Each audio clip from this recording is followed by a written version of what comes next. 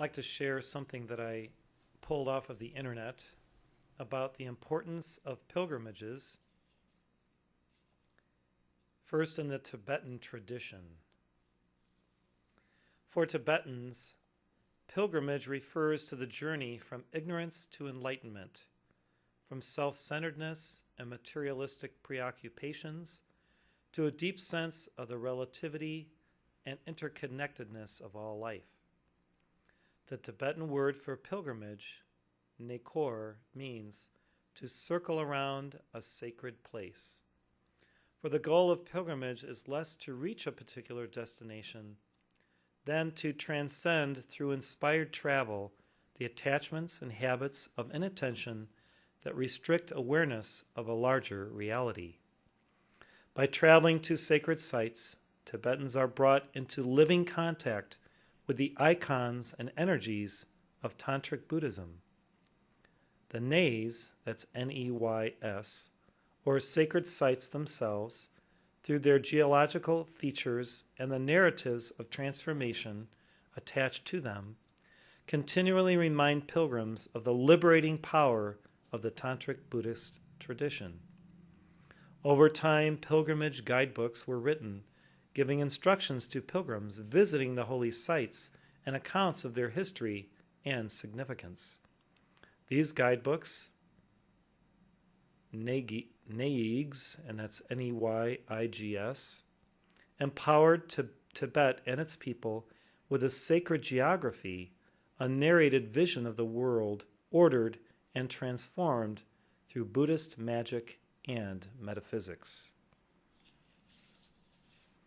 In light of our upcoming pilgrimage to Ghana and to South Africa, I thought this was apropos. Now, a while back, I mentioned Mount Kailash as being potentially in northern India, and I'd like to correct that and say that it is in Tibet.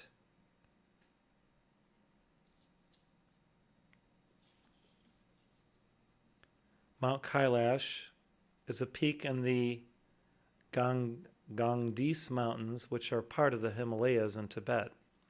It lies near the source of some of the longest rivers in Asia, the Indus River, the Sutlej River, that's Sutlej, a major tributary of the Indus River, the Brahmaputra River, and the Karnali River, a tributary of the Ganges. It is considered a sacred place in 4 religions, the Bon religion, Buddhism, Hinduism, and Jainism. In Hinduism, it is considered to be the abode of Lord Shiva and a place of eternal bliss. The mountain lies near Lake Manasarovar, forgive me for the pronunciation, and Lake Rakshastal in Tibet. The mountain is known as Kailasa in Sanskrit. The word may be derived from the word Kailasa, which means crystal. In his Tibetan English dictionary, Chandra, in 1902, identifies the entry for Kailasha, Tibetan, which is a loan word from Sanskrit, Kailasa. The Tibetan name for the mountain is Gangas Rinpoche. That's Gangs, and then Rin, Rinpoche. Gangs, or Kang, is the Tibetan word for snow peak, analogous to Alp or Himal, like for the Himalayas. Rinpoche is an honorific meaning precious one, so the combined term can be translated precious jewel of snows. Tibetan Buddhists call it Kangri Rinpoche, precious snow mountain.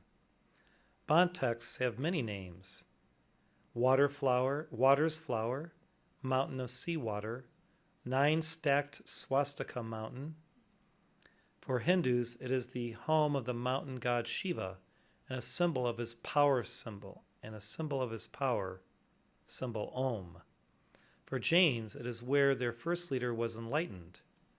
For Buddhists, the navel of the universe, and for adherents of Ban, the abode of the sky goddess Saipamen. That's Sipaimen. Another local name for the mountain is Tise, Tise,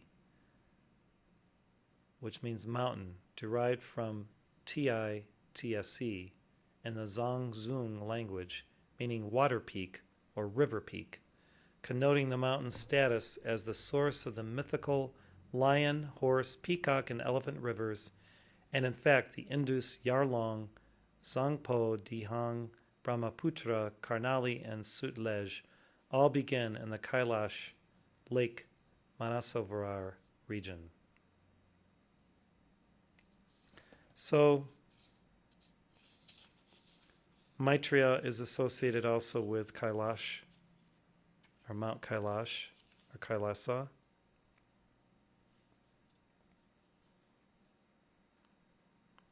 As is Lord Shiva, as we heard about. It's also said in Buddhism that Milarepa, or Milarepa, depending on how you prefer pronouncing it, champion of Tantric Buddhism, arrived in Tibet to challenge Naro Ban Chung, champion of the Ban religion of Tibet. The two magicians engaged in a terrifying sorcerer's battle, but neither was able to gain a decisive advantage. Finally, it was agreed that whoever could reach the summit of Kailash most rapidly would be the victor. While Naro Ban Chung sat on a magic drum and soared up the slope, Milarepa's followers were dumbfounded to see him sitting still and meditating. Yet when Naro Bung Chung was nearly at the top, Milarepa suddenly moved into action and overtook him by riding on the rays of the sun, thus winning the contest. He did, however, fling a handful of snow onto the top of a nearby mountain, since known as Banri, bequeathing it to the Banpo and thereby ensuring continued Banpo connections with the region. Every year, thousands make a pilgrimage to Kailash, following a tradition going back thousands of years. Pilgrims of several religions believe that circumambulating Mount Kailash on foot is a holy ritual that will bring good fortune. This is done in a clockwise direction by Hindus and Buddhists. Followers of the Jain and Bonpo religions circumambulate the mountain in a counterclockwise direction. The path around Mount Kailash is 52 kilometers or 32 miles long. Some pilgrims believe that the entire walk around Kailash should be made in a single day, which is not considered an easy task. A person in good shape walking fast would take perhaps 15 hours to complete the 52-kilometer trek. Some of the devout do accomplish this feat, little daunted by the uneven terrain, altitude sickness, and harsh conditions faced in the process. Indeed, other pilgrims venture a much more demanding regimen, performing body-length prostrations over the entire length of the circumambulation. The pilgrim bends down, kneels, prostrates full length, makes a mark with his fingers, rises to his knees, prays, and then crawls forward on hands and knees to the mark made by his or her fingers before repeating the process. It requires at least 4 weeks of physical endurance to perform the circumambulation while following this regimen. The mountain is located in a particularly remote and an inhospitable area of the Tibetan Himalayas. A few modern amenities such as benches, resting places, and refreshment kiosks exist to aid the pilgrims in their devotions. According to all religions that revere the mountain, setting foot on its slopes is a dire sin. It is claimed that many people who ventured to defy the taboo have died in the process.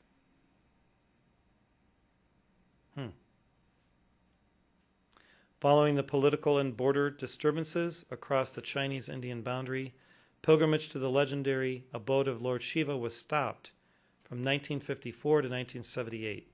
Thereafter, a limited number of Indian pilgrims have been allowed to visit the place under the supervision of the Chinese and Indian governments, either by a lengthy and hazardous trek over the Himalayan terrain, travel by land from Kathmandu or from Lhasa, where flights from Kathmandu are available to Lhasa, and thereafter travel over the Great Tibetan Plateau by car. The journey takes 4 night stops, finally arriving at Darchen at an elevation of 15,100 feet, a small outpost that swells with pilgrims at certain times of the year. Despite its minimal infrastructure, modest guest houses are available for foreign pilgrims, whereas Tibetan pilgrims generally sleep in their own tents. A small regional medical center serving far western Tibet and funded by the Swiss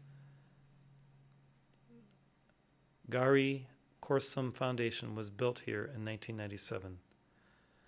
Walking around the Holy Mountain, a part of its official park, has to be done on foot, pony, or yak, taking some 3 days of trekking starting from a height of around 15,000 feet, past the Tarboshe flagpole to cross the Dromla Pass, 18,200 feet, and camping for 2 nights en route.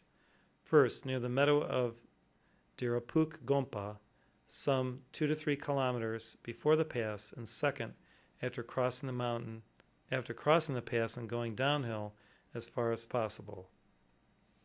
So I think that's enough about Mount Kailash.